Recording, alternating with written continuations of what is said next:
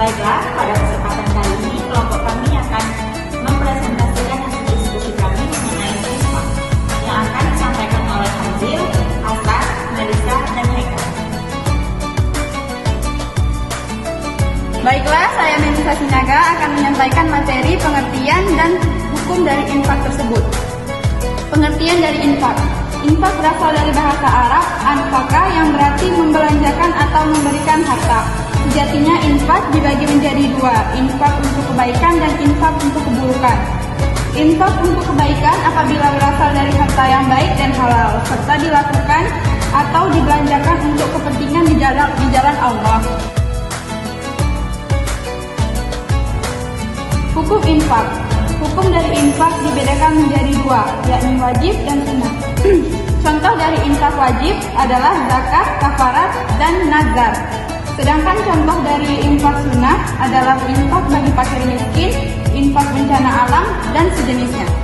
Dan selanjutnya kita akan membahas materi mengenai dasar rukun infak. Dasar rukun infak telah dijelaskan dalam Al-Quran surah Az-Zariyat ayat 19 yang berbunyi, wa fi amwalihim haqqul lis-sa'ili wal mahrum. Dan pada harta-harta mereka ada hak untuk orang miskin yang meminta dan orang miskin yang tidak mendapat bagian. Dan dasar rukun infak juga dijelaskan dalam surah Al-Baqarah ayat 245 yang berbunyi, man zalladzi yuqridullahu qardan hasanah fayudha'ifah lahu ad'afan katsiratan wallahu yaqbidu wa yabsutu wa ilaihi turja'un. Siapakah yang mau memberi pinjaman kepada Allah, pinjaman yang baik, menafkahkan hartanya di jalan Allah, maka Allah akan melipat gandakan pembayaran kepadanya dengan lipat ganda yang banyak.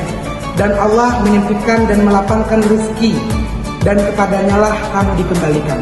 Baiklah, di sini saya akan melanjutkan materi yaitu tentang infak. Infak ada empat. Yang pertama yaitu infak mubah, yang kedua infak wajib, yang ketiga infak haram, dan yang keempat infak sunnah. Yang pertama yaitu infak mubah. Infak mubah adalah mengeluarkan harta untuk perkara mubah. Contohnya itu berdagang, bercocok tanam, dan sebagainya. Yang kedua yaitu infak wajib. Dari katanya kita tahu bahwasanya ini harus dilakukan atau harus dilakukan segera mungkin.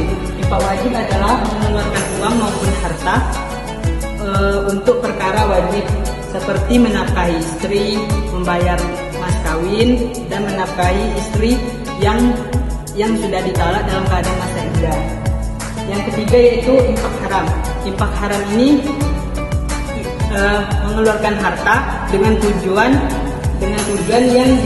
yang diharamkan oleh Allah.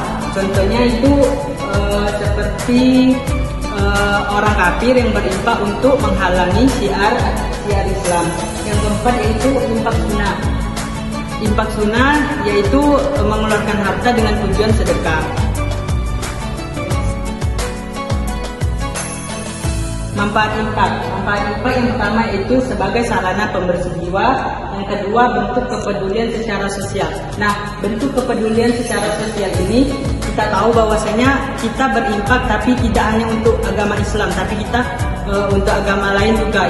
Itulah salah satu bentuk kepedulian kita secara sosial. Yang ketiga yaitu cara bersyukur kepada Allah atas rezeki yang diterima. Contohnya seperti kita dikasih rezeki oleh Allah, kita dikasih rezeki oleh Allah, tapi kita mengeluarkan sedikit rezeki tersebut untuk orang yang membutuhkan. Itu salah satu bentuk kita bersyukur kepada Allah atau berterima kasih kepada Allah. Yang keempat yaitu menghilangkan sifat buruk dalam diri seperti kikir dan sombong. Yang kelima yaitu memunculkan ketenangan dan ketentraman dalam diri.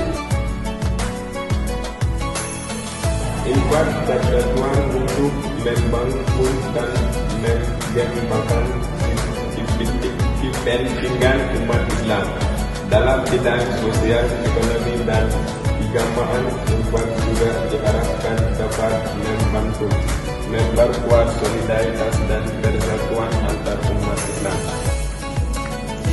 Baiklah, data yang kami dapat mengenai penyaluran zakat infak oleh Basnas Provinsi Jambi di bulan September 2023 telah terhimpun sekitar 636 juta dan telah disalurkan kepada 312 penerima manfaat melalui 5 bidang program yang disesuaikan dengan kebutuhan mustahik.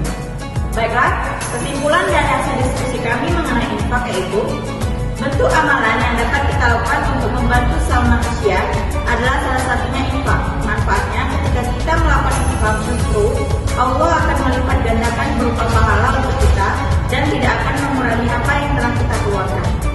Baiklah, jika memulai maka mengakhiri, jika memulai tanpa mengakhiri itu bukan presentasi melainkan masalah hati. Sekian dari kami akhiri. Wassalamualaikum.